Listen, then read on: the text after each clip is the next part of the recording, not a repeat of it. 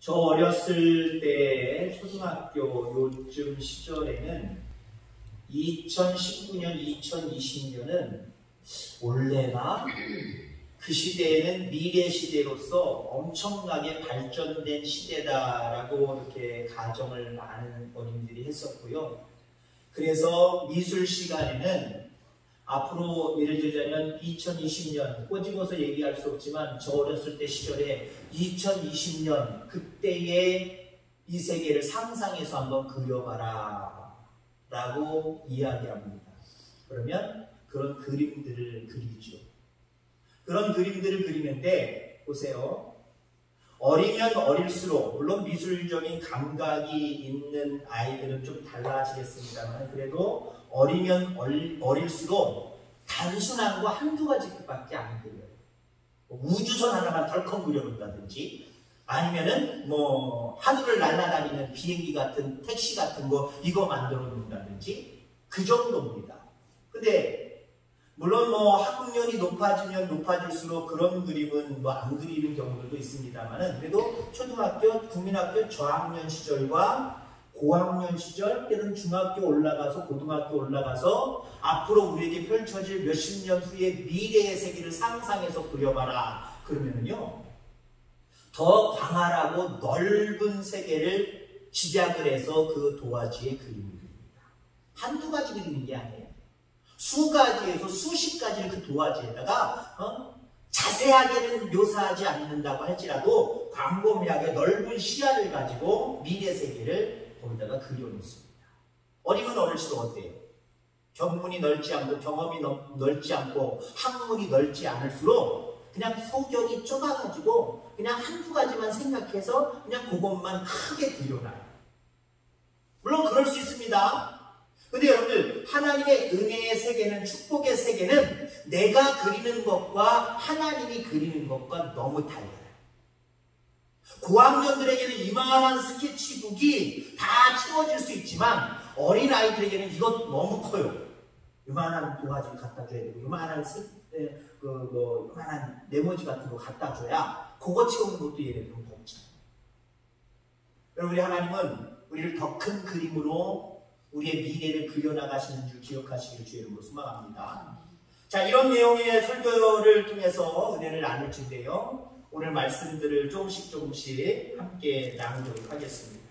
오늘 본문은 요셉이 아버지의 명령을 따라서 형들과 형들이 치는 양떼들의 안부를 물으러 가는 장면이 묘사되어 있습니다. 여기에 보면은 오늘 12절 말씀에 읽었던 말씀에 그의 형들이 세겜에 가서 아버지의 양떼를 칠 때에 여러분 여기서 우리가 세겜이라는 땅을 한번 생각해 봐야 됩니다. 세겜이 어떤 땅이죠? 이 야곱의 딸 디나가 강간당한 곳입니다. 세겜 족속의 세겜에게 강간당한 곳입니다. 생각하면 끔찍한 곳, 생각하면 화가 치밀어 오르는 곳, 그것이 세겜입니다.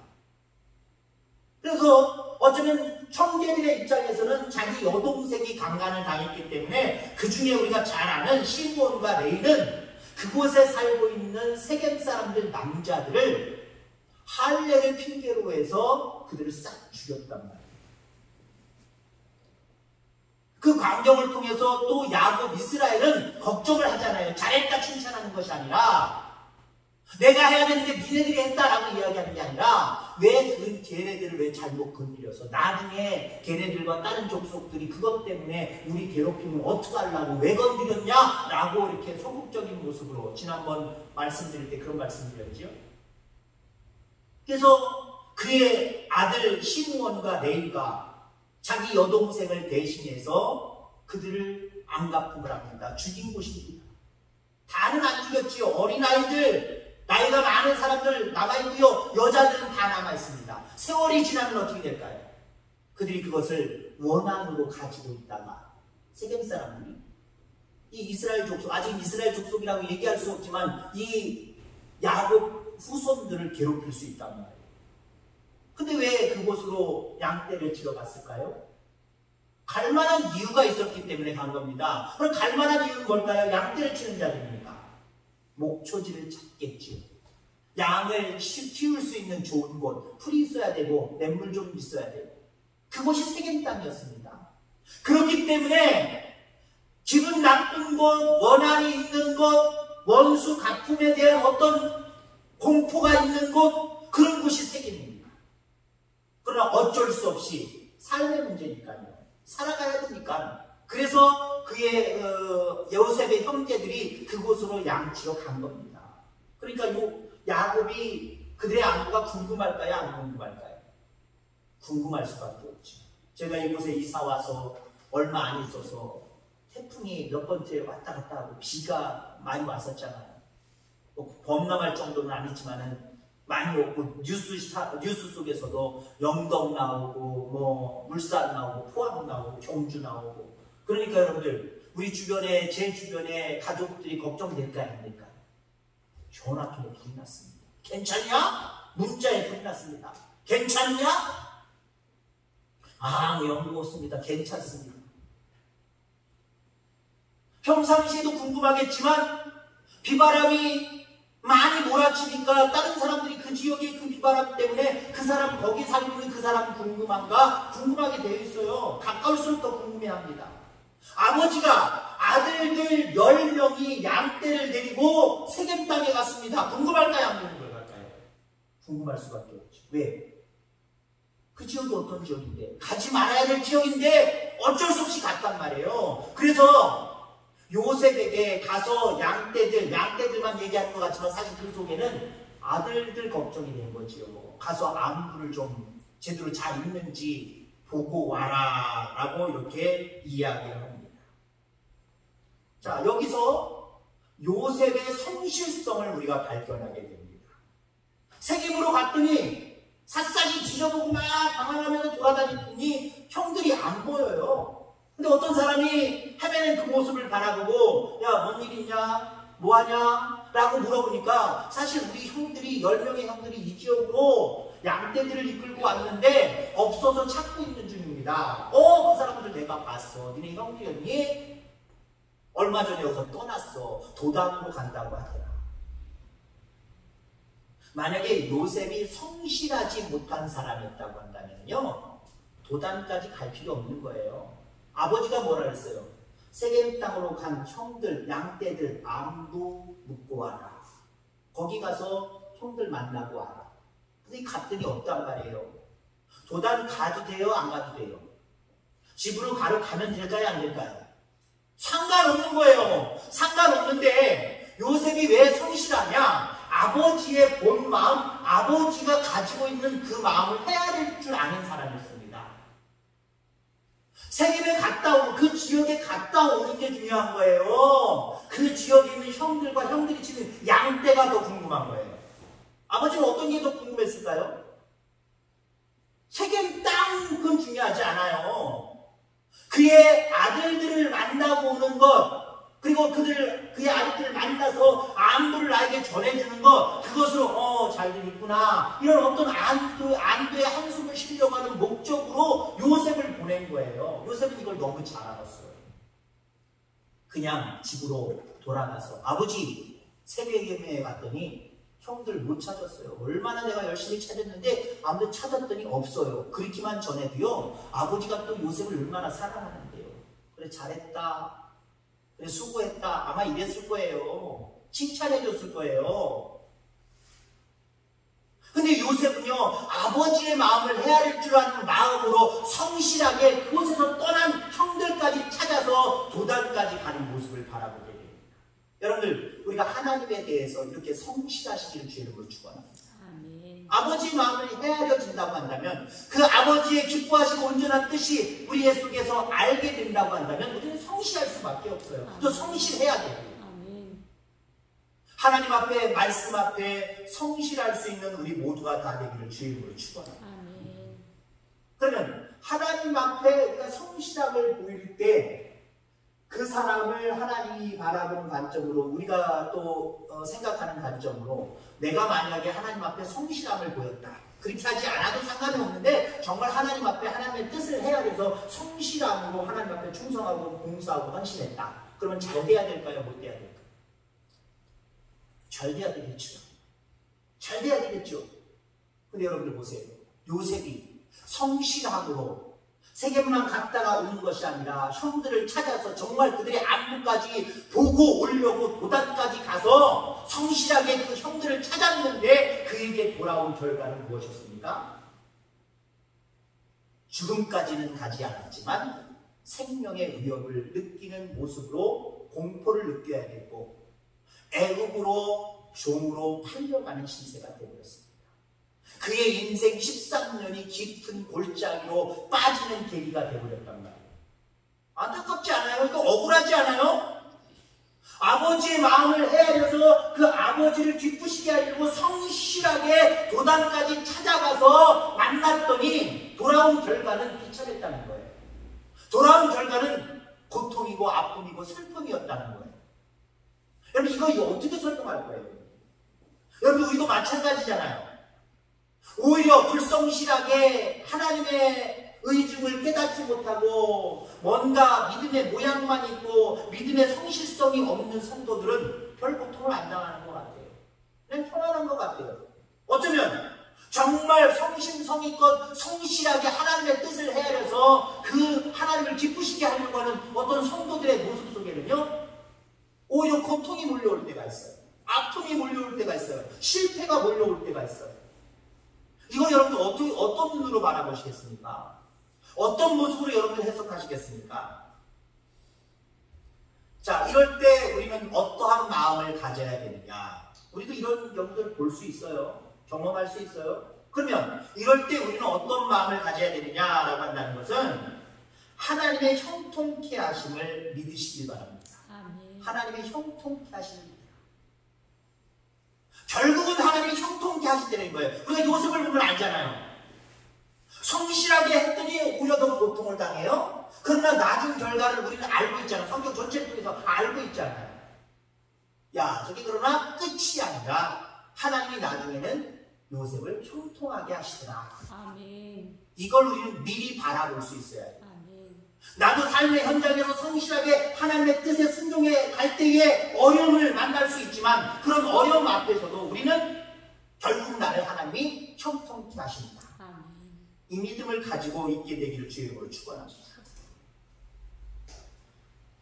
요셉이 성실하게 도단까지 찾아가서 형들을 만났지만 그에게 닥치는 모습은 어려움이었습니다. 그 요셉을 보고 형들이 함께 자기들끼리 쏙닥거립니다. 자, 좀 꿈꾸는 자가 없다. 죽여버리자. 그를 보자마자 형들이 하는 말이 죽여버리자 했습니다. 왜? 여러분 생각해보세요. 아까 세겜.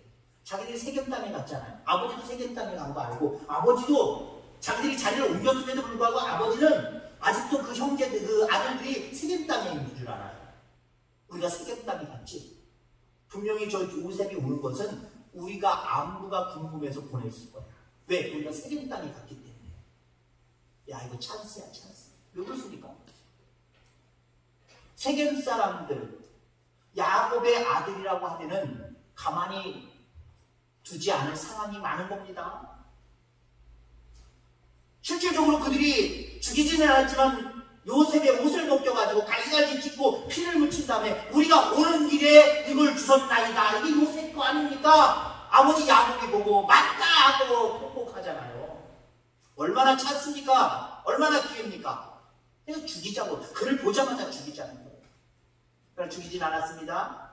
웅덩이에 빠뜨렸어요. 우물, 그 당시 우물은 그 땅을 판 우물입니다. 웅덩이 같은 곳에 나올 수 없는 깊은 곳입니다. 거기에 빠뜨렸습니다. 근데 불행 중 다행히 그곳은 물이 없었어요. 살 수가 있었죠. 그리고 보디발의 집에 탈려갑니다. 보디발의 집에 탈려갔는데 여러분 보세요. 거기서도 하나님께서 그에게 은총을 베푸십니다. 요셉이 하는 일마다 형통하고 잘 되니까 요셉에게 모든 권한을 줘버리잖아요. 그리고 모함을 받아서 억울하게 감옥에 들어갑니다. 감옥에 들어가서도 그냥 감옥생활 불편하게 고통스럽게 하는 것만 기록되어 있지 않잖아요. 그곳에서도 인정함을 받고 그곳에서 술 맡던 관원장의 꿈을 해석해 주기도 하고 나중에는 어떻게 돼요? 결국은 꿈을 꿔서 뒤숭숭한 바로의 발 앞에도 가게 되는 모습을 우리가 바라보게 됩니다. 결국 어려운 상황, 힘든 상황, 고통의 상황으로 가는 것 같지만 그 모든 과정 속에서 하나님이 형통케 하시되는 거죠. 하나님의 방법으로 풀어나가시되는 거죠. 여러분 그렇습니다. 우리가 성실하게 주를 위해서 봉사하고 충성하다가 그렇게 살다가 믿음으로 살다가 어려움을 만난다고 할지라도 여러분들 낙심하지 마시길 바랍니다. 결국 그 하나님은 우리를 형통케 하실 줄 믿습니다. 아멘. 다른 말로 표현하면요, 우리 하나님은 더 큰 그림을 그리시는 하나님이에요. 더 큰 그림을 그리시는 하나님을 기대하시길 바랍니다. 내가 바라볼 땐 이 상황 속에서는 아이고 어떡하나 라고 할 수밖에 없는 상황이지만 그 상황을 극복해내신다는 거죠. 극복해내신다. 우리가 지금은 아주 흔한 거지요. 예를 들어서 검은 그 고무 같은 거 있잖아요. 아니면 나무 같은 걸로 생각해 보세요. 요즘은 조각 칼들이 많아요. 그거 가지고 막 파죠. 파가지고 거기다 스탬프 같은 거 딱 바른 다음에 뒤집어서 맨 종이 하얀 종이다 딱 찍으면 어때요? 검은 고무여도 판 곳은 어때요? 내가 어떤 모습으로 하느냐에 따라서 그 테두리가 검은색이 아닌 다른 색으로도 나오고요. 그 다음에 내가 판 그곳은 결국은 하얀 그 색깔 그대로 드러나게 됩니다. 그림은 이뻐지는 거죠. 밝아지는 거죠. 여러분 그렇습니다. 우리가 절망적인 상황이라고 할지라도 하나님이 그리기 시작하면 밝아지는 거예요. 아멘. 하나님이 펼치시기 시작하면 더 넓게 펼쳐줄 수 있는 거예요. 아멘. 우리 앞에 검은 도화지가 있다고 절망하지 마시기 바랍니다. 우리 앞에 검은 고무가 있다고 절망하지 마시기 바랍니다. 하나님은 그 위에다가 밝고 화려하고 정말 우리가 상상하지 못하는 그림을 그려나가시는 분이에요. 아멘. 우리의 모든 삶의 계획을 그대로 실행해 가시는 하나님이심을 여러분들 기억하기를 주의 이름으로 축원합니다. 아멘. 하나님이 이 요셉을 애굽으로 팔려가게 하신 목적이 두 가지가 있습니다. 하나는 그를 연단하시기 위함입니다. 그렇잖아요, 여러분들. 사람은요, 뭔가 배우고 뭔가 익혀야 한 발짝 더 높게 올라설 수 있는 거예요. 아무것도 내가 연마하지 않았는데 누군가가 나를 써준다 안 해요. 내가 무엇인가 준비되고 있을 때, 준비할 때에 나를 필요로 하는 사람들이 그만큼 많아지는 거예요. 하나님도 마찬가지죠. 내가 예전의 믿음, 예전의 그런 모습 그대로 가지고 있으면 하나님 쓰실까요? 나를 자꾸 변혁시켜 나가야 됩니다. 새롭게 해 나가야 됩니다. 그럴 때 하나님이 쓰시는 거예요. 하나님은 그에게 꿈을 주셨습니다. 형들보다, 아버지보다, 엄마보다 훨씬 더 높은 자리에 설 것을 꿈을 통해서 2번이나 주셨습니다. 그러면 그 정도 인물이 되려고 한다면 어떤 사람이 되어야 될까요? 단순한 사람이 되면 안 되잖아요. 뭔가 능력받는 사람, 뭔가 달라지는 사람이 되어야 되잖아요. 예전에 그 모습만 가지고 있어서는 안 되잖아요. 가령 예를 들어보세요. 우리가 형들 관점으로 바라보면 아버지는 왜 요셉을 편애하지? 아버지 정말 미워. 그런데 걔는 요셉까지 미워져요. 만약에 요셉이 정말 애굽의 총리 대신까지 될 인물이어서 어렸을 때부터 그 인물됨이 만약에 보였다고 생각해보세요. 그 인물됨을 어렸을 때부터 갖췄다고 생각해보세요. 그러면 어떻게 해야 돼요? 아버지한테 정식으로 정중하게 이해하게 해야 돼요. 아버지, 이건 저를 사랑해 주신 건 감사한데 이건 다른 방법이 아닙니다. 형들과 나랑 똑같이 대해주세요. 이렇게 써야 됩니다. 만약에 정말 한 나라를 통치할 수 있는 총리 대신까지 가서 정말 7년 흉년 들었을 때 걷어들이고 7년 흉년 들었을 때 많은 사람들에게 퍼줄 수 있는 그런 인물로 그 정책을 수립하려고 한다면 머리도 좋아야 되지만 그 마음도 좋아야 됩니다. 그렇다고 한다면 어렸을 때부터 그것이 갖추어졌던 사람이라고 한다면 아버지한테 정식으로 항의했어야 돼요. 아버지 이러시면 안 됩니다. 나도 똑같은 옷 주세요. 형들이 입는 옷 똑같이 주세요. 형들이 치어가는 양떼 나도 같이 치어갈 거예요. 그래야 형들과 어우러져야 되는 거였습니다. 근데 우리가 가만히 보면요, 뭐 그렇게까지 볼 필요는 없지만 여러분들, 요셉은요 그 어렸을 때 17살 이전까지는요 정말 뭐 형편없다까지 우리가 뭐 볼 수는 없습니다만은 큰 인물이 될 만한 그런 어떤 모습으로 성장해 있었던 거 아니에요. 근데 나중에 애굽이 총리가 되어서 바로가 꾼대로 하나님의 지혜와 능력을 받아서 그 일들을 감당할 수 있었던 이유는 물론 첫째는 하나님 때문이죠. 하나님 그에게 지혜를 주셨기 때문에, 하나님 그에게 능력을 주셨기 때문이지만 그 13년 동안 고난 중에서 그는 배워간 거예요. 연단받은 거예요. 깨달아간 거예요. 어려운 사람들의 형편을 알아가기 시작한 거예요. 나중에 내가 큰 자리에 올라가면 어떻게 해야 되겠다라고 하는 모든 것들도 거기서 다 배운 거예요. 익힌 거예요. 그러니까 애굽에 간 것이 결국 사람의 관점으로 바라보면 절망이고 낙심이고 정말 돌아가는 길이고 이렇게 되면 안 되는 모습이었지만 하나님은 큰 그림을 그리셔서 결국 13년 동안 그를 나라의 위대한 지도자로 세우기 위해서 연단의 과정을 거치게 하신 거예요. 하나님의 큰 그림이 아니면 이거 어떻게 감당할 수 있어요?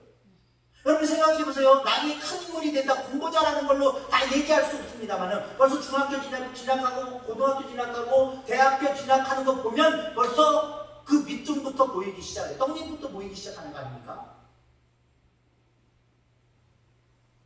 여러분들, 하나님이 그 과정 그렇게 인도하셨기에 형통한 줄 기억하시길 바랍니다. 연단의 과정을 거치기 시작해서 하나님이 그를 애굽으로 팔려가게 하신 거예요. 또 다른 이유는 애굽의 바로 앞에 세우시는 거였습니다.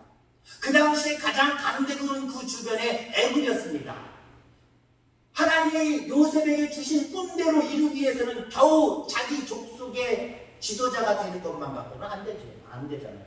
그런 비전을 심어주시려고 그 엄청난 꿈을 주셨어요.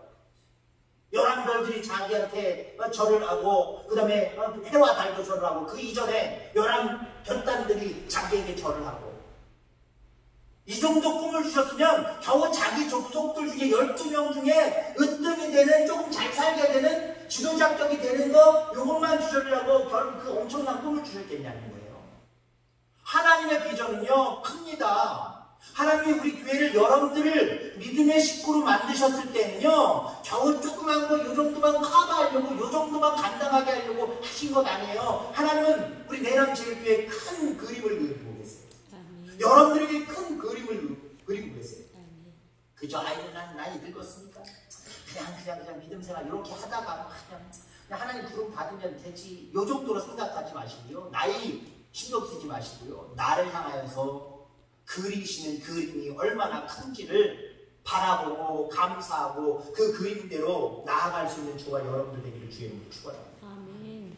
바로 앞에 세우시려고 결국은 팔려가게 하시는 모습입니다. 결국 그 그림대로 돼가잖아요. 그 그림대로 돼가잖아요.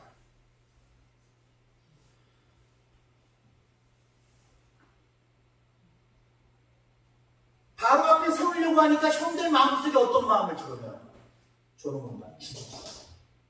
죽이는 것보다는 낫잖아. 그냥 팔아버리자. 결국 어떻게 해요? 애국으로 가게 되죠. 이거 하나님이 그들의 마음속에 심어 넣으신 줄 기억하시기 바랍니다. 팔려가도 꼭 보디발의 집에 팔려가요. 바로가 가까운 자야 아닙니까? 바로가 가까운 자잖아요. 그냥 본께나 있는데 왕과는 거리가 먼 친척이라든가 먼 관계라든가 그런 사람에게 팔려갔으면 참 힘들었을 거예요. 물론 그런 와중에도 하나님은 역사하시겠지만 하나님은 그래도 인간들이 생각할 때 그러셨구나 라고 하는 걸 어느 정도 깨달을 수 있는 그 영역을 주시죠. 너무 영역을 벌려서 우리로 하여금 깨닫지 못하게 하시는 건 아니거든요. 보디발의 집에 끌려가요. 그리고 그의 집안에 감옥을 가지고 있어요. 근데 그의 감옥에 또 억울하게 여자 주인의 누명을 써서 감옥에 들어가요. 거기에는 왕들과 함께 있었던 위정자들이 잡혀오는 것입니다. 점점 왕 앞에 쓰는 건 아니지만 왕과 가까이 가고 있죠. 거기에 술 맡은 관원장, 떡 맡은 관원장이 뭔 일인지 모르지만 거기에 잡혀옵니다. 그리고 불행한 꿈을 꿔요. 어떤 꿈을 꿔요? 먼저 상징이 있는 꿈을 꿔요. 그 꿈을 해석해 주잖아요. 떡 맡은 관원장, 당신은 이제 복직도 못하고 죽을 겁니다. 술 맡은 관원장, 당신은 곧 복직하여서 왕의 총애를 받을 겁니다. 그때 나를 기억해 주옵소서. 그렇게까지 얘기하고 보내잖아요. 결국 잊혀졌지만 나중에 정말 바로 앞에 섰어야 안 섰어요. 바로가 이상한 꿈을 꾸니까 이 꿈을 좀 해석해봐라, 알아내봐서 또 해석해봐라. 아무리 지혜자들이, 술객들이, 마술사들이 와서 하지만 왕이 꾼 꿈조차도 알아내지 못하고 해석은 당연히 못하지. 그때 술 맡은 관원장이 기억하면서 내가 그때 왕한테 좀 눈밖에 나서 내가 실수로 감옥에 갔을 때 그때 나도 이상한 꿈을 꿨는데 그 애굽에서 온 사람이 우리 민족이 아닌 소수민족, 다른 민족 사람이 나의 꿈을 해석해 주더이다. 데리고 와라. 왕 앞에 서잖아. 왕 앞에 서서 왕이 꾼 꿈을 그대로 알려주고 그 꿈의 해석이 무엇인지 하나님이 가르쳐준 지혜 가운데 그 꿈대로 하잖아요. 그랬더니 바로가 뭐라고 해요? 그거 네가 해라. 특별히 꾼 꿈의 해석은 앞서도 얘기했지만 앞으로 이 나라에 7년 풍년을 봅니다. 그러나 이 7년 풍년을 잊어버릴 정도로 아주 극심한 충년이 7년 동안 또 이어질 겁니다. 미리 이 풍년의 때에 잘 대비해서 이 곡식들을 잘 관리해야 됩니다. 그래야 7년 풍년 때 오히려 흉년이지만 이 나라가 더 부강해질 겁니다. 이 나라 백성들 굶어 죽지 않았고 다른 민족까지 살릴 수 있고 정말 부강해진 민족이 될 겁니다. 아주 명쾌한 해석을 내놓잖아요. 그러니까 이걸 깨닫게 하신 분이 너희 하나님일진데 너희 하나님이 모든 지혜를 너에게 주실 것을 내가 믿기에 네가 해라. 아멘. 네가 해라. 제 해석 방법이에요. 네가 해라. 결국 애굽의 총리가 됩니다. 점점 자기가 생각했던 그 꿈대로, 아니 하나님이 주셨던 꿈대로 되어져 가고 있어야 하니까 되어져 있어요. 됐어요, 안 됐어요? 되잖아요. 여러분, 하나님은 이처럼 우리에게 큰 꿈을 갖고 계신 분이에요. 우리를 위해서 정말 많은 것들을 그리시고 계시는 분이에요. 아무것도 그려져 있지 않다고 절망하지 마시기 바랍니다. 오히려 뭔가 도화지라면 내가 마음대로 그려볼 수 있을 텐데 하얀 도화지가 아니라 보면 볼수록 우울해지고 침울해지는 검은 도화지라고 할지라도 걱정하지 마시기 바랍니다. 거기에다 하나님이 우리의 밝은 미래, 우리 가운데 올 은혜와 은총과 평강과 축복의 세계를 그려나가실 겁니다. 그림대로 우리의 삶 가운데 펼쳐지게 하실 겁니다. 그날을 기억하면서 이 땅에서 우리가 살아갈 때 어떻게 살아가야 됩니까? 하나님의 뜻을 헤아려 요셉처럼 성실하게 하나님을 기쁘시게 하며 살아가시기 바랍니다. 그러면 하나님 모든 우리의 일들 가운데 함께 하셔서 충만하게 하실 거고요. 형통하게 하실 거고요. 결국 하나님이 그리시는 그림이 우리 앞에 펼쳐지도록 반드시 역사하실 줄 믿습니다. 이러한 모습들을 기대하며 믿음으로 살아가는 우리 모두가 되기를 주의 이름으로 축원합니다. 하나님 아버지 감사합니다.